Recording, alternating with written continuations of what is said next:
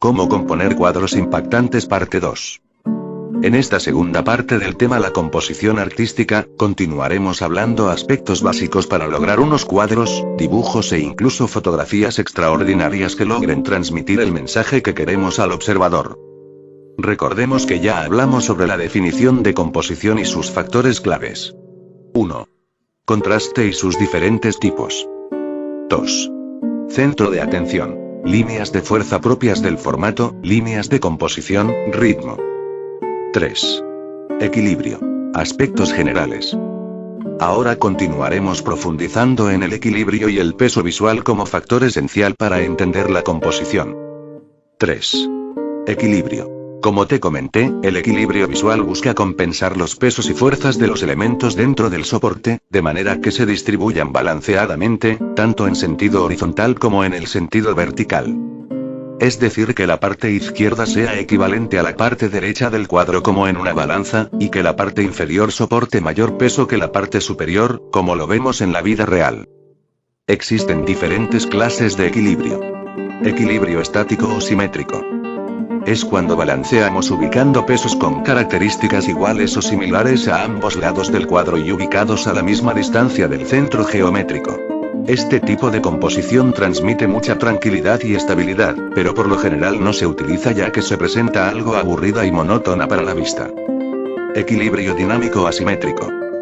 Significa balancear los elementos de la imagen jugando con los diferentes factores que afectan su peso visual, tamaño, forma, color, posición.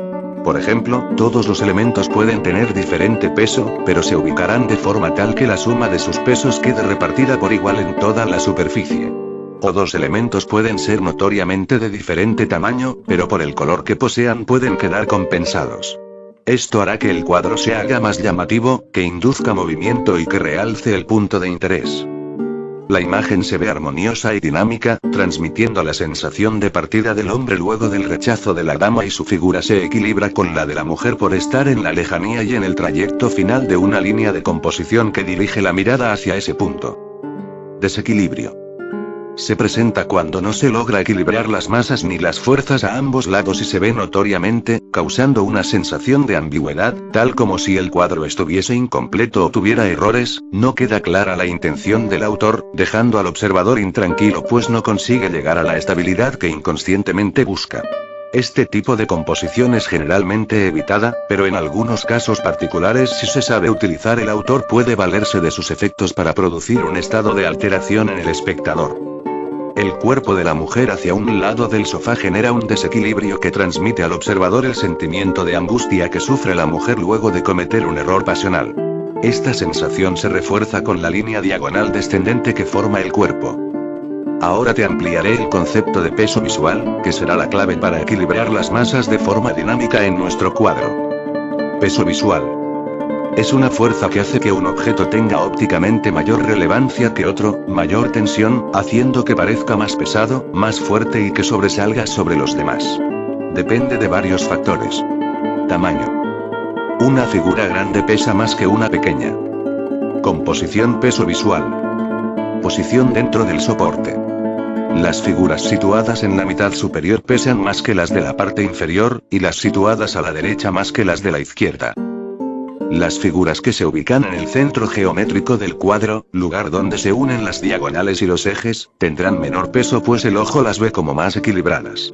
Mientras más lejos se ubique un objeto de este centro mayor será su peso. Peso visual por posición. Posición con relación a los otros objetos. Las formas aisladas pesan más que las que están cercanas entre sí. Un grupo de formas semejantes pesa más que uno de formas diferentes. Las formas reconocibles que están ubicadas en la lejanía se perciben con mayor peso que las más cercanas. Las formas claramente reconocibles, las formas geométricas, las formas cerradas y compactas tienen mayor peso que las formas irregulares.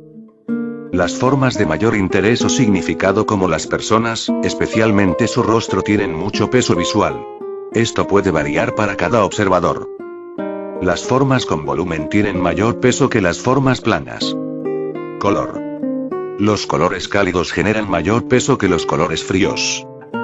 Los colores que contrastan más con el fondo pesan más que los que menos contrastan. Un color claro sobre uno oscuro pesa más que un color oscuro sobre uno claro. Un color saturado pesa más que uno insaturado si están sobre el mismo fondo. Dirección. Una forma situada verticalmente tiene más peso que una en posición oblicua y esta a su vez mayor peso que una ubicada horizontalmente. Textura. Un elemento con textura pesa más que uno liso. Una figura de textura densa pesa más que otra más porosa.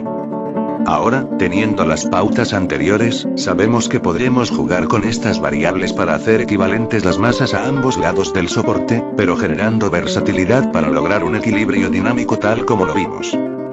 Algunos ejemplos prácticos. En el siguiente cuadro ves cómo el autor logra nivelar extraordinariamente el mayor peso que poseen las embarcaciones de la parte izquierda con el color cálido del sol en las nubes de la parte derecha. Nota además que aunque la mirada comienza a leer naturalmente desde la izquierda, no se queda anclada allí mirando los barcos sino que rápidamente se dirige a mirar el sol, que además tiene más peso por ser un objeto claramente identificable en la lejanía y cuyo punto es reforzado por las líneas sutiles que dirigen hacia él, como algunos reflejos en el agua, el barril flotante, la embarcación de la derecha y los rayos en las nubes. La siguiente pintura por su parte se vale de los contrastes de valor tonal, pues el peso del mayor número de elementos de la izquierda y la mujer de rojo se equilibran con una zona derecha de mayor contraste tonal, que se ve claramente en la imagen a blanco y negro. Finalmente, en la maravillosa obra que te presento, puedes ver las principales figuras y centro de atención hacia el centro izquierdo, en una composición en L que se equilibra con la muñeca de la derecha, cuyo peso está enormemente incrementado por estar aislada, muy alejada del centro y además ubicada en una línea de la sección áurea, la misma que cruza los ojos de la niña. Conclusión. Ahora que conoces estos principios básicos de la composición artística, los debes usar según tu intención comunicativa, pero ya que son muchos factores a combinar, lo importante es que apliques la intuición y el sentido propio de la estética, dándole importancia a lo que tu propia percepción te diga. Hacer bocetos, esquemas y por qué no, pedir diferentes opiniones a tus familiares y amigos será útil para mejorar tus composiciones, ya sean paisajes, retratos, bodegones, abstractos, etc.